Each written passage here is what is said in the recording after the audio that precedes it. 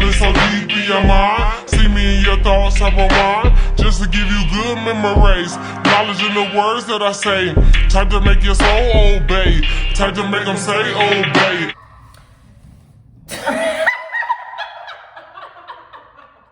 It was Mari. Bro. Mari did it. What's up, y'all? It's your girl Marley, aka I Surrender on Instagram, and I'm here today with my best friend. Shawty yo on IG. Okay, and we're talking about today's sex, and the segment is called "The Struggle Is Real," and we're gonna put a disclaimer out that our kids might interrupt because they are young right now. So if you do hear the kids in the background, or if we pause for them, just keep in mind that we are doing this dolo, so it's mommy hard. duty. The struggle is real. So in this segment, we're gonna jump right into it. We're gonna talk about just being me, being single, her and her situation being separated, and how it is dealing with sex in this generation and just sexuality And temptation. Temptation, trying to stay close to God throughout all of that, and obedient, and the struggle. So yeah, the struggle is real. So let's jump right in. So You can go first. yeah, so I guess with my problem, let's see, the struggle that I have had with sex is that I've often used sex sometime as a relief. Sex has always been a stress reliever for me, or it's always been something that I turn to because it's something that I can have control over. So when my life is out of control or things are going out of sync, is the one thing that I could control, and that was sex. And that tended to get me into situationships, entanglements, right, relationships Some that of y'all were say you will need to back thrown out. right. It's other different terminologies out there that Right. I won't disclose right now. Right. It tends to put me in situations where I got hurt, like emotionally. When I thought I had control in that area, I tended to lose control still. So the devil is making me think that if I did have sex, or if I did go out there and numb this other feeling with sex, that I had more control, that I was more dominant. And I tend to have such a dominant nature about me that I felt like if everything else was out of control, this one thing in control, I feel like everything was in control. And it's sometimes us as female, as just young adults, just stuff that we deal with is just so hard for us to manage and string and get under control. So we tend to feel like we're in control in weak situations like sex or like drugs or relationships. We tend to date under our value because we want control. Like we tend to date people that we know are less than us or don't deserve us because we know we can control them. We would be in need. And if we're in need somewhere, we don't have to focus anywhere else in our life on what's chaotic or what's out of control. So that was my whole container with sex, was just the devil was using it to like attack me because I'm a lover. Like I naturally am a nurturing, loving person. I love to love, and I fall so hard, and I'm so loyal to people. And because of that, the devil was trying to pervert that and make me, an a-hole, or make me just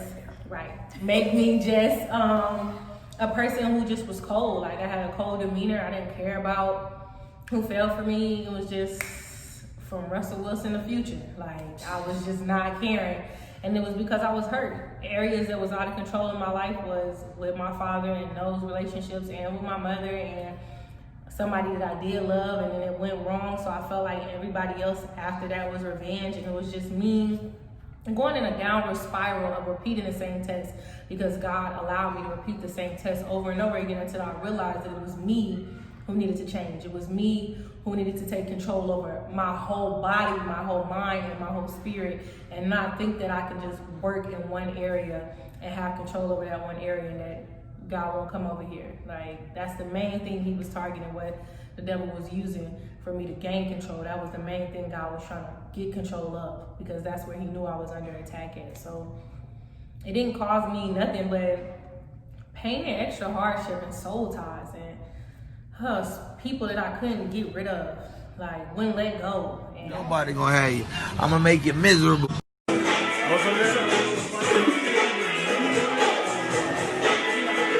yeah, crazy spirits that was just sent to attack me and just take me out of here. And even in that, even if I didn't get that, I would still end up in situations where I got broken, I got hurt. Karma came and paid me a visit. I reap what I sowed. So it wasn't really good. It was hard. It was a rough roller coaster, and I was just taking myself through this and just being used and abused, and it wasn't satisfying, and it opened other gateway doors for me to drink or smoke or do something else to numb the feeling of the pain that I was causing upon myself with sex. So it wasn't really satisfying. We're very transparent here, so yeah. Very, very honest and transparent. So yeah, like I feel like after me going through all those things and all those attacks spiritually on my body, like it seemed like everybody that I was trying to date was trying to like trap me per se. Like they wanted to birth something that God didn't want it to be birthed, you know? And I noticed that, and it would always be the same patterns, or it would always be somebody who was crazy, who wanted to kill me, and it wasn't really that deep, or they made me their savior, and it wasn't somebody that I could save. It was only God. And in them doing that, it only made me need God more. So even in my sin, even in me trying to stray away and numb myself, all those situations led me to need God more. And that's when I started to realize that the only answer, the only solution to what I was doing to this pain was just God and God alone. But the struggle is real. So me choosing celibacy and abstinence and choosing God is Jesus. It's real. Because I am not loving it. I'm not gonna lie, like, I'm not loving it. My phone's dry. Other areas are dry. Oh God, Jesus. It's just not pleasing, and I'm realizing how much of an addiction I had to it. And it was just like, man, like sitting here alone, not texting, not calling anybody, not having a conversation, it is the hardest battle of my life, but I know on the other side of this is greatness. And if I just get over this hump of needing something to fall back on other than God, then I know I'll be great. I know there's no other option but just get over this to get a solution. Because any other time I get to this hump and I just fail, I hit up one of my little side bulls who free or somebody, and then I'm right back in the spiral again that the devil wanted me in. So it's like right now, it's kind of like kicking the habit, you know, getting off drugs. It's really hard. It's really hard because you look at yourself every day in the mirror and you're like, dang, I look good. I'm attractive. You know, there's other girls out here who ain't hitting like I'm hitting, and it's just like I'm just sitting here obedient to you, God, and there's no husband, there's no babe, there's no boyfriend, there's no interest, there's no nothing. Like social media, all these social media relationships, right, all the love proposals, and yeah, Jesus, it makes you want, and then you see ugly people, and you're like, God, like, come on now, they found somebody, right? But everybody's beautiful in their own way. But y'all know y'all been seeing some people that's like, dang, I look better than them. How they? Right. But they probably waited. They probably didn't. And it's just, it hurts to see stuff like that, especially when you know how good you can be with someone. You know how much you bring to the table. You know how much you have to offer. It sucks to feel like time is just ticking and you just growing old and there's nothing, no wedding, no nothing. It just sucks, especially if, and this is just being honest, you have a baby daddy or an ex, right, who doing good in their relationship, and it's just like, dang, like everybody happy but me. Like my child's father, my son's dad, he's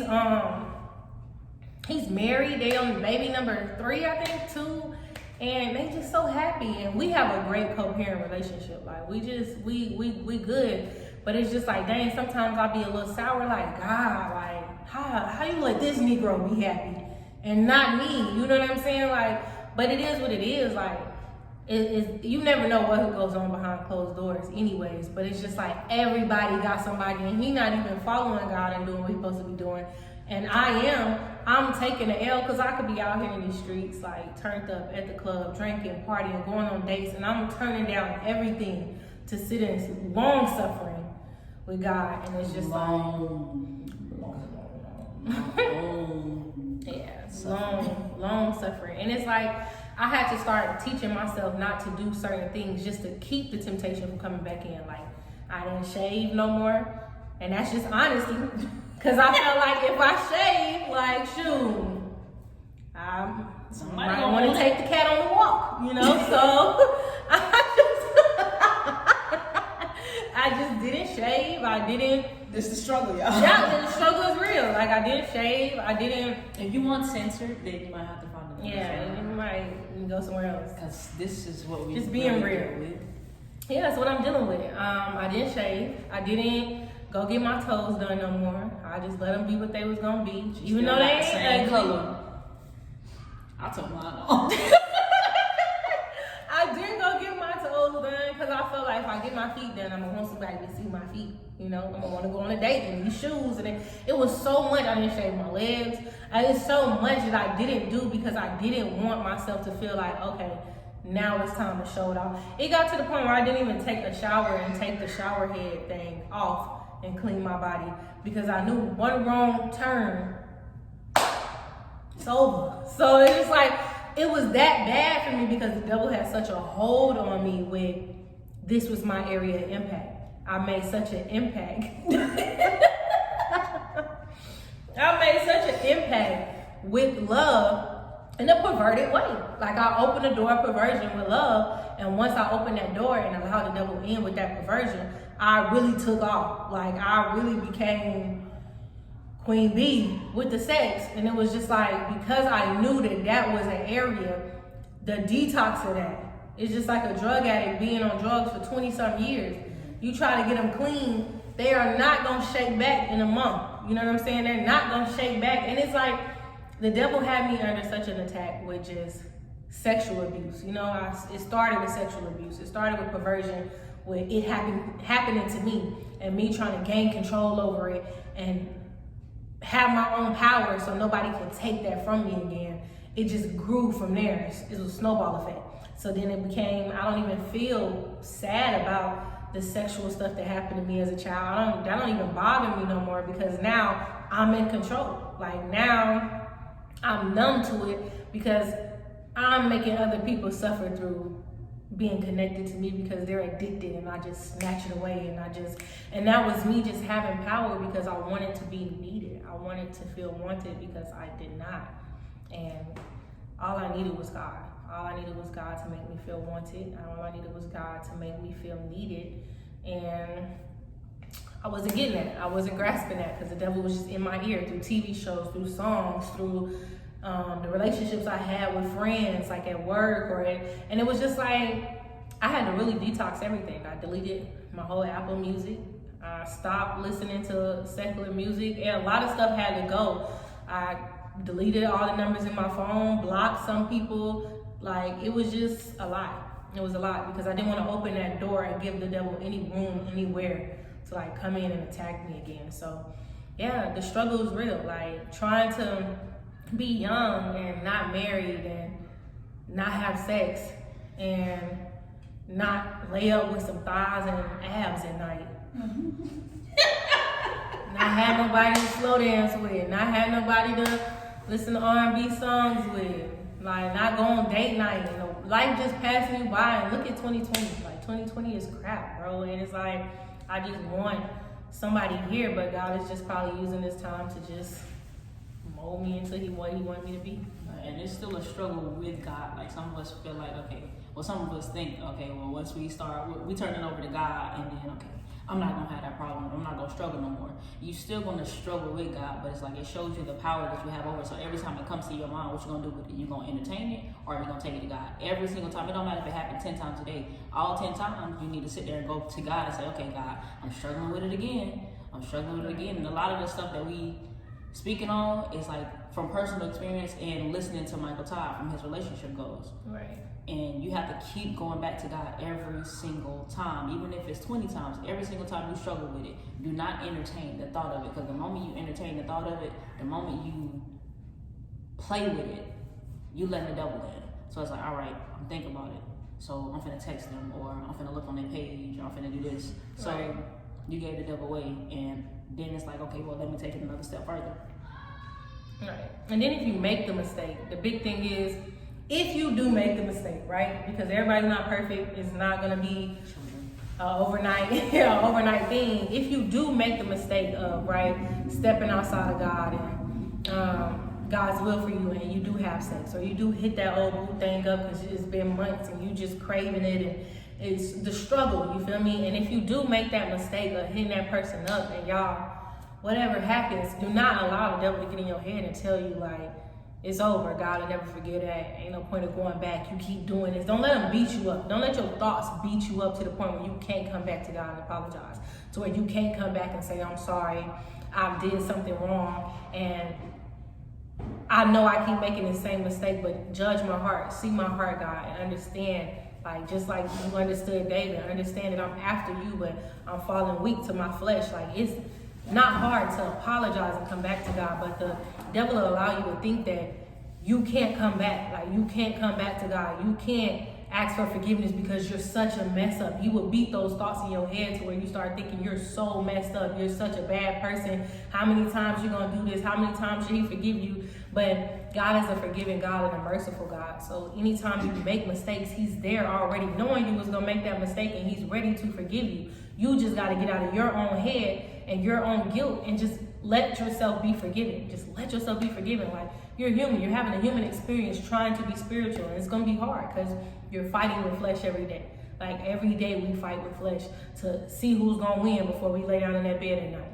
And it's hard because stuff is getting thrown at you, and the more places you go, the harder it is. You go to work, you go to church, you go socialize, anywhere. It's like you gotta really just trap yourself inside the house and stay away from the world just to, like, not have an experience or a temptation. And that's not humanly impossible because we got to go outside. So it's like God knows that you're going to face certain things, and he's ready to help you get through it, but you can't run from him. When you turn around and run from him and you go in that darkness is a whole nother world of just sin and spiraling, and another door leads to another door and another door.